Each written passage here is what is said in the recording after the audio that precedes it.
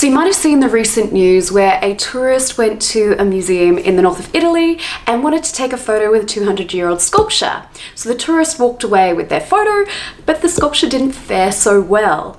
And what's interesting is in current times, museums are actually taking down visitor details for public health and safety.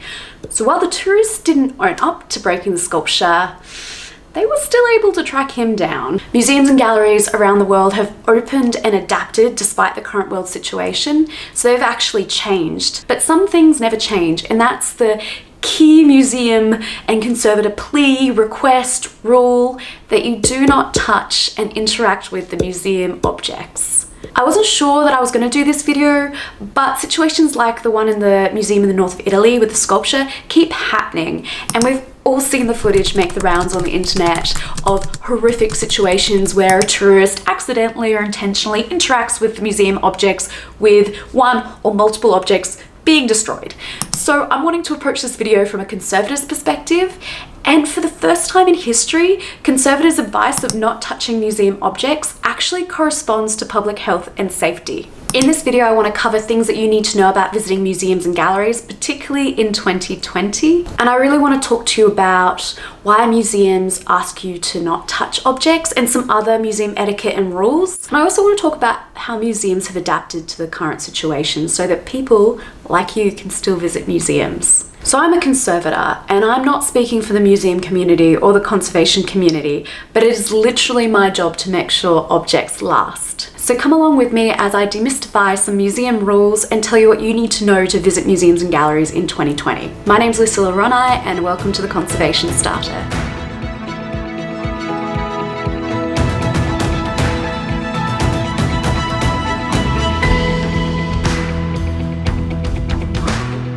Museums are constantly trying to balance providing objects on display for people like you to visit and access and enjoy, and also balance that with their long-term preservation. Because frankly, a lot of objects will probably survive better if they weren't on display. There is a lot of risk involved with that. But museums collect objects like this not just to put them in storerooms, but also to put them on display so you can enjoy and learn from them. So because of this risk, museums have come up with rules to try and make sure they limit the risk and mitigate those risks.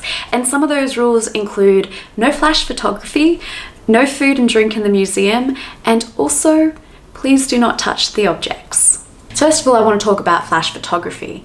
So light actually causes deterioration on some materials, particularly paper, which is what I work with. So I've seen objects come off display after 10 years, and they are literally brown and crispy, have become so acidic and deteriorated. So this is an example of light deterioration. And light deterioration is cumulative, so the longer things are on display, the more damage there is, but also it depends on the light levels. So we try in museums to have the levels quite low for vulnerable materials.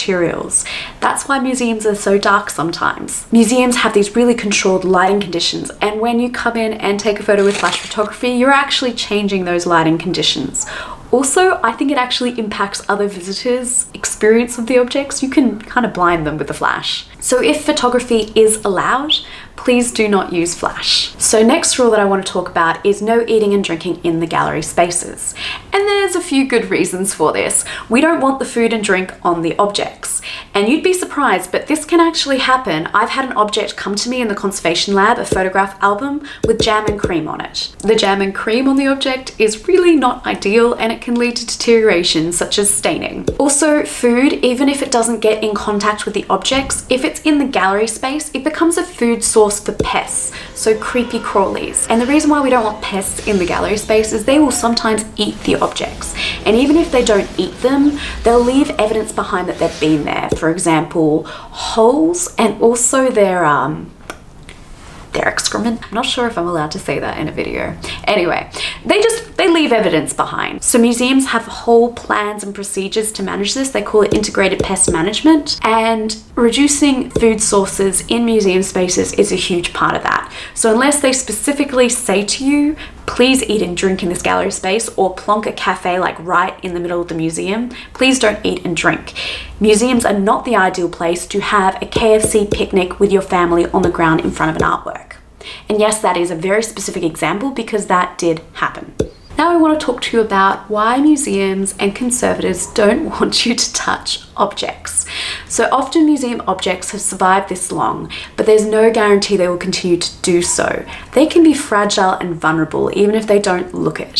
So it's up to museums to make sure that they handle, store and display objects as safely as possible so they'll continue to survive. People like conservators train for years for the privilege to handle objects directly. So there are really specific ways that you can handle objects to limit risk and damage to them. And often the best way to limit risk is to just not handle them at all. So conservators often will try and not handle objects directly, but try and handle the box it might be in or the support that it is on instead. When there is unplanned interactions with objects, for example, a visitor reaching over a barrier to touch an object, this can lead to physical damage, things breaking, things crumbling, parts coming off. But then there's also another type of deterioration which affects the objects, and that's chemical deterioration. So human hands actually have a lot of oils on them, and these oils, when they go into objects, can damage them.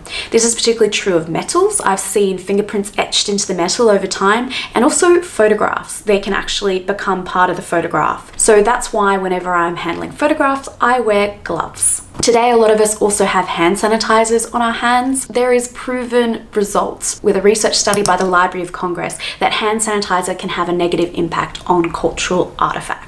And then there's also hazardous objects in museum collections. You don't hear much about them, but there are objects in collections that are radioactive, that have poisons in them, and often we won't put these objects on display if it's too risky to the public and the object. But there are objects that are hazardous that are put on display. For example, taxidermied animals often throughout history were treated with arsenic, which is literally a poison, and this was to prevent pests eating the taxidermied animal. So when you're reaching out to touch an object, just think it could be hazardous and in your best interest not to touch it. And also in current times where we know that viruses can be transferred by surface contact, we really are trying to limit people touching things. There's a project called REALM, which stands for Reopening Archives, Libraries and Museums, which is looking at how long the virus can actually last on different surfaces that are found in these collections. The results are really interesting and widely available, so I'm going to put them down in the description below, so check that out. Now I want to talk to you about the measures that museums put in place to try and limit people touching objects. There's a title called Invigilator. It's their job to make sure that people are safe in the space and so are objects. So they might be the people that say to you, oh, please no fashion photography, or please do not touch the object. Museums also use stanchions and barriers to try and keep people back from the artworks. There are also lines demarcating where you can walk and not walk, and signs saying no food and drink, no touching. But these again rely on people paying attention and being aware of their surroundings, and also respecting those signs. Objects are often put in exhibition cases, so this means that you literally can't touch the objects. Though people still try and put things on the exhibition cases. We once found a dirty nappy in an exhibition space, which means that someone used an exhibition case as a change table. All of these measures have pluses and minuses, so often museums will use a combination of these, but as we saw with the sculpture in the north of Italy, whatever measures they had in place don't work. If someone is determined to interact with the object, they will. So I guess this is why I've got this video asking you to please do not touch the objects. Objects have survived for hundreds of years, but there's no guarantee they'll survive you taking a photo or touching it. If you do feel the need to interact with objects and to get inside artworks and to take those photographs and selfies, they've actually created a selfie museum in the Philippines where you can literally go in 3D versions of artworks, interact with them and get incredible photos.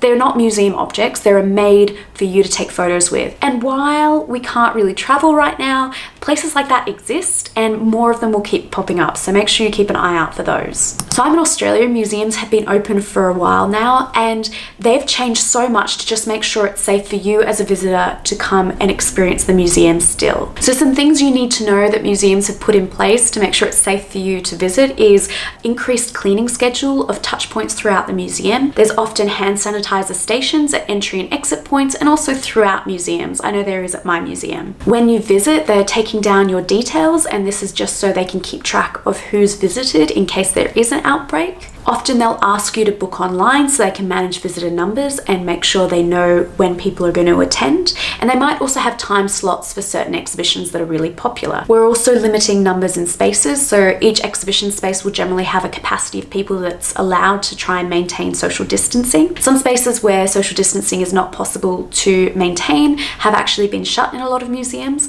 though lots of spaces still remain open. Also, things that encourage touching, like interactives, have actually been taken out of exhibition spaces. And the spaces themselves, the exhibitions, and the way that you will walk through them has been altered to make sure there's one walking path and so that social distancing can be maintained. So the current world situation is actually changing the way that museums will design their exhibitions going forward. If museums in your area are open and if it's safe to do so, maybe consider visiting your local museum and supporting them. It's also a really great time to visit because they're often quite quiet right now. We actually can't have huge crowds and queues.